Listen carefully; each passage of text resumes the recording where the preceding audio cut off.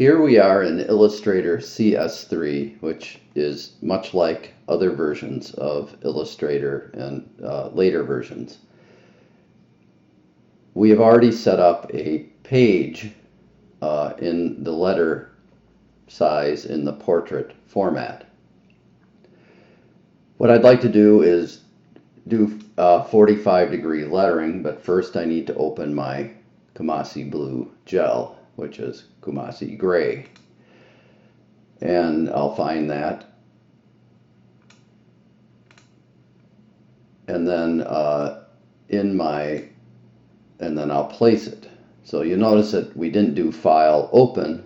What we did here was File Place.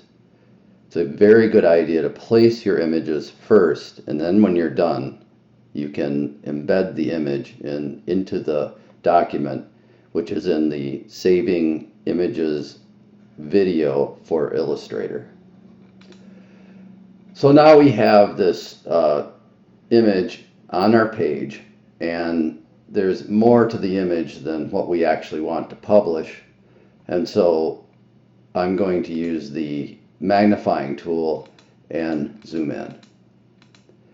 And then with the rectangle tool right here, I'm going to outline the area that I actually want to publish. And I've read the author's guidelines, and it's perfectly legitimate according to the author's guidelines to crop these lanes.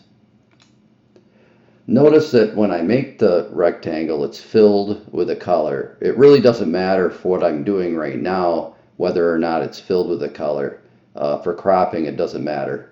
But just to show you how you unfill this, you can go into the toolbar, click on the fill box, and then choose the slanted red line to unfill it. And then the other box here, the open box, is called the stroke box. You may want to put a line around it just so that you know there is something there. So you can click on the stroke box that's to the left, and that will then put a line around it. Again, this isn't necessary. I'm just showing you this so that you become familiar with how these boxes work in the toolbar. So now under Object, I can make a clipping mask.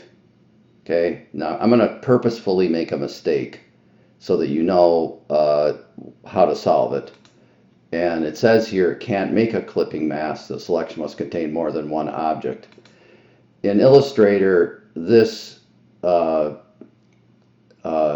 image is regarded as an object, and so is the rectangle. So what they're saying is both the image and the rectangle have to be chosen before you can make a clipping mask. So I will use the black arrow tool, which is also known as the selection tool, and then while holding down the shift key, I'll click on the image. And so now I've chosen both the rectangle and the image behind it. Under Object, I can go to Clipping Mask, Make, and it will crop the image. Now that I have the image that I'd like to label, I'm going to zoom back so that I can now do the 45-degree lettering. And to zoom back, you hold down the Alt or Option key and click. Now I'm going to show the whole page just because it's a little easier to show you on the video how to go about doing this. So first you go under View and then make sure that you are going to show the grid. So you show the grid. And then that will simply bring up a grid that doesn't print, but it's here visually so that you can align objects and so on. And then if I go to the Pen tool, which is this tool right here in the toolbar, I can click on a solid cross line anywhere and make my first point by clicking and letting go. And then if I hold down the shift key, I'm going to click on my second point But I'm going to click on my second point at 45 degrees. I'm going to give myself plenty of room. And then I'm going to click again along the horizontal axes. And then I'm going to go up on a vertical axis and then connect back to the very beginning.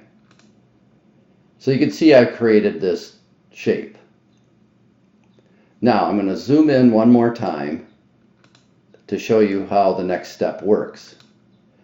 So I'm going to go to the text tool, click on that, and then when I go onto the line, you'll note, and it's a little bit difficult to see, but you'll note that right now the cursor is surrounded by a dotted rectangle. The minute it turns into a dotted ellipse, I can click, and that gives me my starting point. And then, without worrying about my font or anything else, I'm just going to start typing. So I'll just type the labels. You can also cut and paste this in from a Word document or whatever. And that's all I want to do for now. So I'll zoom out. Again, you hold down the Alt key and click to zoom out. And then I want to take these labels and align them over the top of the gel. To do that, I'll use the rotate tool, this tool here, and hold down the shift key, click and drag to rotate it onto the horizontal axes. And then again, getting the selection tool, I can move it into place. Oops, I didn't click it in quite the right area. Now I'm going to move it into place. And so I can see what I'm doing. I'll zoom in and I'll just outline the area that I'm interested in. And then again, go back to the selection tool and move it into place. Now, let's say that we don't like, or that I'm not interested in lettering that's quite this size. What I can do is go to my character palette or panel and then change the font size. And I'm going to change it to 9 points, 9 pixels in this instance. But you can see that the spacing isn't correct. So again, I'll move the first line of text into place so that it's above the center of this particular column. And then if I go into this area here, which is called the leading tool, and it's spelled leading, but it's called leading, and then simply choose a leading amount until it stretches across to the point at which I want it to go.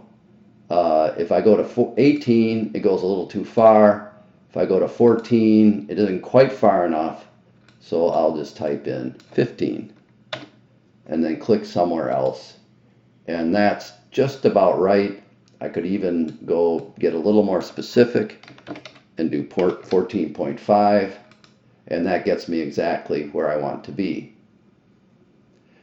So right now the text is above the gel. I can move the text independent of the gel, but if I want to move them together and group them, then I can use this selection tool, hold down the shift key, and click on the gel, and then under object I can group the two together. This operates a lot like PowerPoint, so that when I move the gel image, I can also move the text. And so that's how you create 45-degree lettering in Illustrator.